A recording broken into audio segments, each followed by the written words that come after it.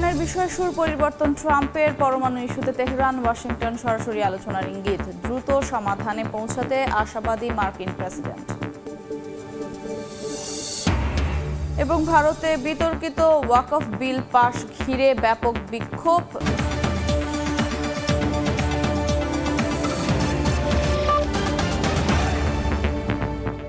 আন্তর্জাতিক সময়ের সঙ্গে আছে আমি আফরোজা মৌটুসী। গাজায় দখলদার বাহিনীর বর্বরতা দিন দিন বেড়েই চলেছে। অবরুদ্ধ অঞ্চলটিতে একদিনে ইসরায়েলি ড্রোন ও বিমান হামলায় অন্তত ৩৮ জন নিহত হয়েছে, যার মধ্যে গুজাইয়া, রাফা সহ বিভিন্ন এলাকার সাধারণ মানুষ ও চিকিৎসা কর্মীও রয়েছেন। গাজাবাসীর ওপর এই বর্বর হামলার প্রতিবাদে বিক্ষোভে নেমেছেন লিবিয়া ও জর্ডানের বাসিন্দারা।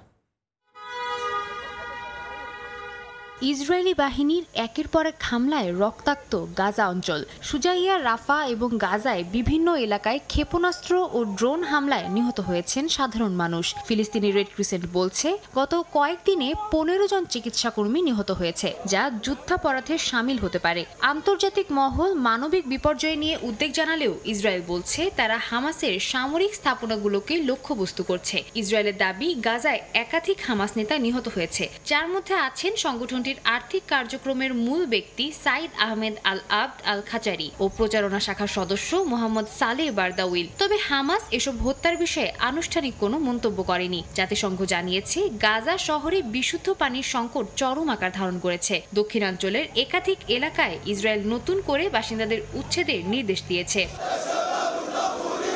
গাজায় চলমান সহিংসতার প্রতিবাদে লিবিয়া ও জর্ডানের আম্মানে বিক্ষোভ হয়েছে, যেখানে হাজারো মানুষ ইসরায়েলের হামলার নিন্দা জানায় এবং ফিলিস্তিনিদের প্রতি সংহতি প্রকাশ করে। এ সময় গাজা বিষয়ে ট্রাম্পের সিদ্ধান্ত এবং ইসরায়েলের সঙ্গে মার্কিনদের বন্ধুত্বের কথা উল্লেখ করে মার্কিন প্রেসিডেন্ট ডোনাল্ড ট্রাম্পকে বিশ্ব ও জাতির জন্য বিপজ্জনক বলে উল্লেখ করেন আন্দোলনকারীরা। ইরানের সঙ্গে উত্তেজনার মধ্যেই আবারও আলোচনার পথে ফিরে আসার ইঙ্গিত দিলেন মার্কিন প্রেসিডেন্ট ডোনাল্ড ট্রাম্প। এবার সরকারি সংলাপের সম্ভাবনার কথা বললেন তিনি। বৃহস্পতিবার সাংবাদিকদের ট্রাম্প বলেন, ইরান আগে মধ্যস্থতাকারীর মাধ্যমে কথা বলতে চাইলেও এখন তাদের অবস্থান বদলেছে বলে মনে করেন তিনি। সরাসরি আলোচনা হলে দ্রুত সমাধানে পৌঁছানো যায় এবং একে অপরকে ভালোভাবে বোঝা যায় বলে জানান ট্রাম্প। ২০১৮ সালে ট্রাম্প ইরানের সঙ্গে করা পারমাণবিক চুক্তি থেকে যুক্তরাষ্ট্রকে প্রত্যাহার করে নিলে জটিলতা তৈরি হয় ওয়াশিংটন তেহরান সম্পর্কে। গত মার্চে ইরানের পারমাণবিক কর্মসূচি নিয়ে আলোচনার আহ্বান জানিয়ে চিঠি পাঠান ট্রাম্প। সরাসরি আলোচনা নয়, কূটনৈতিকভাবে বার্তা বিনিময়ে আগ্রহী বলে জানায় তেহরান।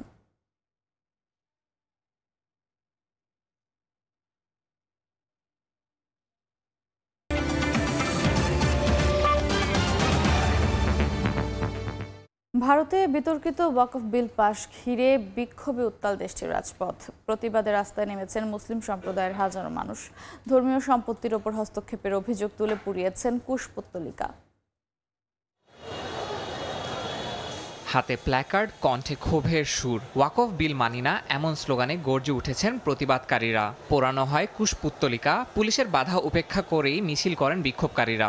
এই বিল আমরা কোনোভাবেই মানি না। তারা আমাদের পূর্বপুরুষদের জমি কেড়ে নিতে চাইছে। মাদ্রাসা, মসজিদ, কবরস্থান সবকিছুর ওপরই এখন নজর। এই সরকার ক্ষমতায় আসার পর থেকেই মুসলমানদের টার্গেট করে আসছে। ভারতের লোকসভার পর রাজ্যসভাতেও বিতর্কিত ওয়াকফ বিল পাশ হয়।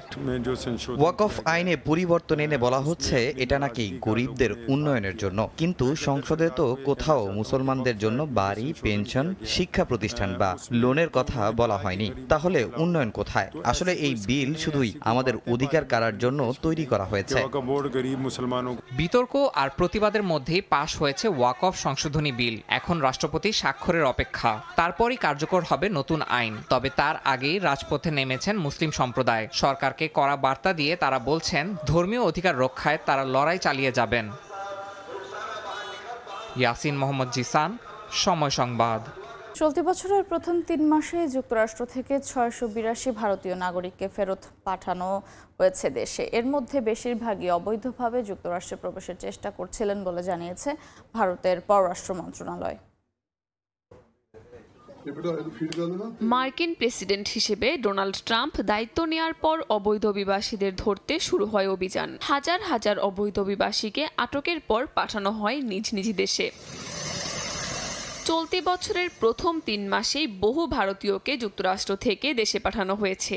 ভারতের পররাষ্ট্র মন্ত্রণালয় জানায়, জানুয়ারি থেকে এ পর্যন্ত কয়েক দফায় ফেরত এসেছেন ৬৮২ জন ভারতীয় নাগরিক। এর মধ্যে বেশিরভাগ অভিবাসন প্রত্যাশী, যারা যুক্তরাষ্ট্রে অবৈধভাবে প্রবেশের চেষ্টা চালায়। স্থানীয় সময় শুক্রবার ভারতের লোকসভায় দেশটির পররাষ্ট্র প্রতিমন্ত্রী কীর্তিবর্ধন সিং জানান, অবৈধ অভিবাসন ও মানব পাচার রুখতে যুক্তরাষ্ট্রের সঙ্গে কাজ করছে ভারত সরকার।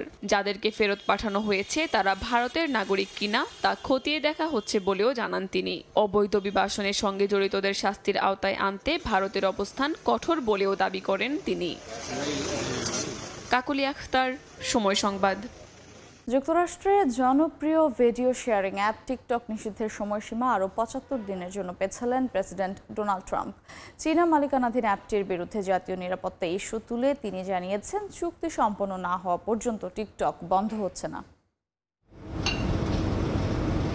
২০২৪ সালের এপ্রিলে পাশ হওয়া এক আইনে টিকটককে ৯ মাস সময় দেওয়া হয়েছিল চীনা মালিকানার বাইরে যেতে, নতুবা অ্যাপটি যুক্তরাষ্ট্রে নিষিদ্ধ হবে। কিন্তু নির্ধারিত সময়সীমা পেরিয়ে গেলেও কোনো চুক্তি সম্পন্ন না হওয়ায় মার্কিন প্রেসিডেন্ট ডোনাল্ড ট্রাম্প আবারও সময় বাড়ালেন ৭৫ দিন।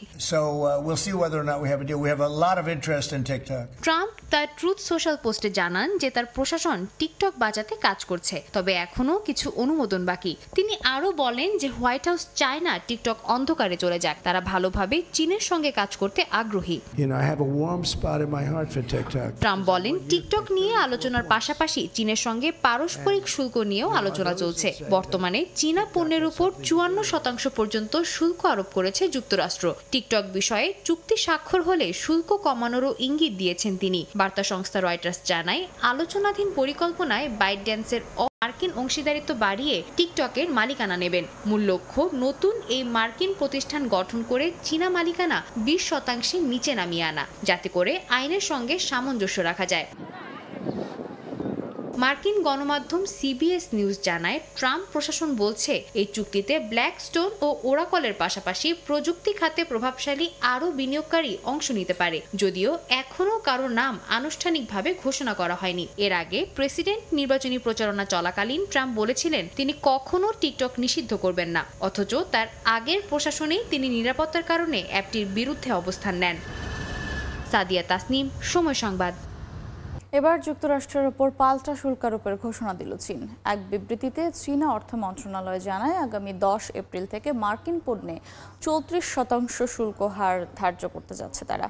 একই সঙ্গে যুক্তরাষ্ট্রের বিরল খনিজ সম্পদ রফতানি নিয়ন্ত্রণ করা হবে বলেও নিশ্চিত করা হয়েছে।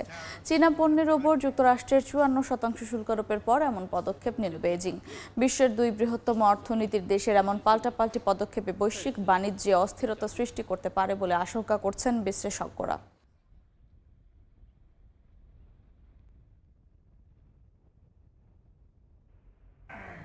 সরকারি দপ্তর থেকে পদত্যাগ করলেও ইলন মাস্ক ট্রাম্পের পরামর্শক হিসেবে থাকবেন, এমনটা জানিয়েছেন মার্কিন ভাইস প্রেসিডেন্ট জেডি ভ্যান্স। বৃহস্পতিবার মার্কিন সংবাদ মাধ্যম ফক্স নিউজকে দেয়া এক সাক্ষাৎকারে তিনি আরও বলেন, দায়িত্ব ছেড়ে দিলেও প্রেসিডেন্ট ডোনাল্ড ট্রাম্পের সঙ্গে বন্ধুত্বপূর্ণ সম্পর্ক থাকবে মাস্কের। টেসলা ও স্পেস এক্সের প্রধান নির্বাহী মাস্ককে সরকারি ব্যয় কমানো ও কর্মীবহর ছোট করে আনার বিশেষ দায়িত্ব দিয়েছিলেন ট্রাম্প। এরপর যুক্তরাষ্ট্রের একাধিক সরকারি সংস্থা থেকে কর্মী ছাঁটাই শুরু করেন তিনি। এমনকি যুক্তরাষ্ট্রের আন্তর্জাতিক সহায়তা সংস্থা ইউএসএআইডি বন্ধ করা এবং লাখ লাখ সরকারি চাকরিজীবীকে অবসরে পাঠানোর মতো সিদ্ধান্ত হইচই তুলে দিয়েছিল বিশ্বব্যাপী।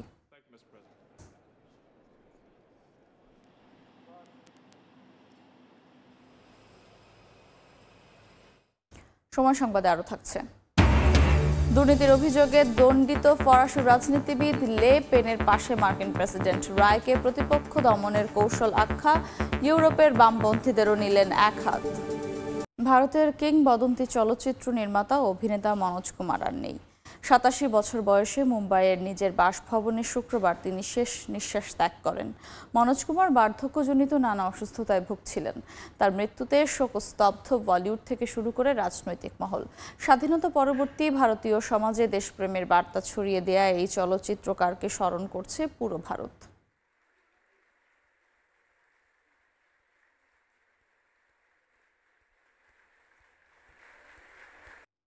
দেখছেন আন্তর্জাতিক সময়। দুর্নীতির অভিযোগে দণ্ডিত ফ্রান্সের কট্টর ডানপন্থী রাজনীতিবিদ মারিন লো পেনের প্রতি সমর্থন জানিয়েছেন প্রেসিডেন্ট ডোনাল্ড ট্রাম্প। সামাজিক মাধ্যমে দিয়ে এক পোস্টে এই ঘটনাকে রাজনৈতিক প্রতিপক্ষকে দমন করার কৌশল বলে আখ্যা দিয়েছেন তিনি। পাশাপাশি ইউরোপের বামপন্থী নেতৃত্বের বিরুদ্ধে পক্ষপাতমূলক আচরণের অভিযোগ তোলেন ট্রাম্প। তার এই মন্তব্য ঘিরে ইউরোপের রাজনীতিতে দেখা দিয়েছে নতুন বিতর্ক। সম্প্রতি ফ্রান্সের আদালত কট্টর ডানপন্থী রাজনীতিবিদ মারিন লে পেনকে ইউরোপীয় ইউনিয়নের দেয়া তহবিল আত্মসাতের দায়ে 5 বছরের জন্য রাজনীতি থেকে নিষিদ্ধ ঘোষণা করেন। রায় ঘোষণার পর মার্কিন প্রেসিডেন্ট ডোনাল্ড ট্রাম্প প্রকাশ্যে লে পেনের প্রতি সহানুভূতি প্রকাশ করেছেন।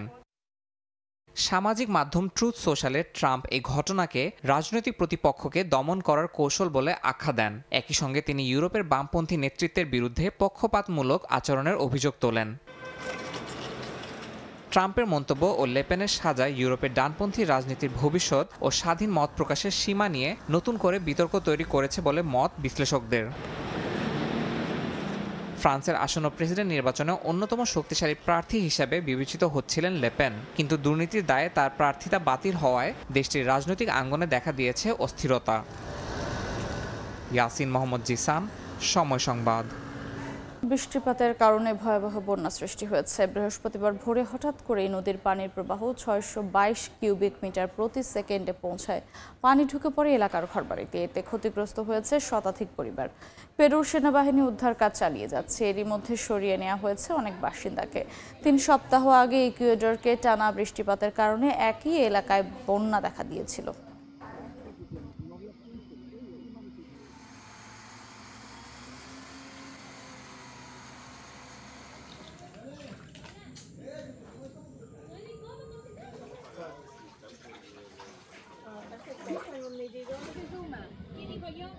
আন্তর্জাতিক সময়।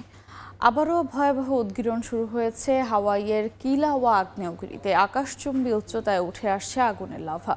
মার্কিন ভূতাত্ত্বিক জরিপ সংস্থা USGS এর তথ্য অনুযায়ী হাওয়াই দ্বীপের কিলাওয়া আগ্নেয়গিরি মঙ্গলবার দুপুর নাগাদ লাভার ফোয়ারা ছুড়েছে 200 মিটারেরও বেশি উচ্চতায়।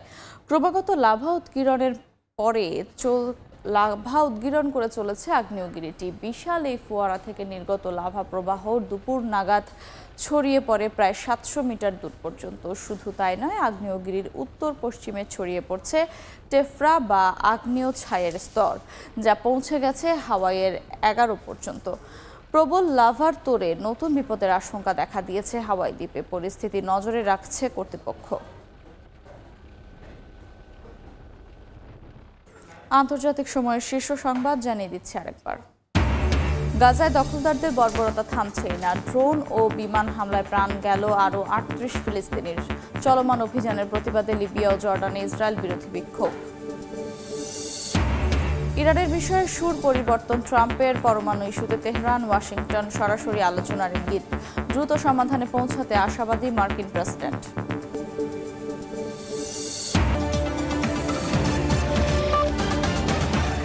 এ ছিল আন্তর্জাতিক সময়। সঙ্গে থাকুন সময়ের।